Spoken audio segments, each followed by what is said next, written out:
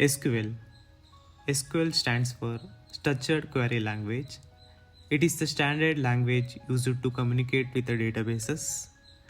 It helps you to store, retrieve, and manage the data efficiently. Think of a database as a giant table. Rows are individual records like students, products, and columns are like more about details like name, age, or a price. Here is a fun example.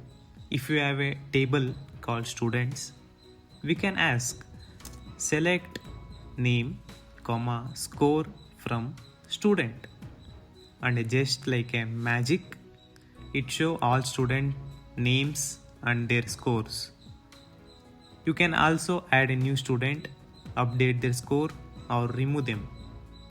See, SQL is a simple and most powerful. Thank you.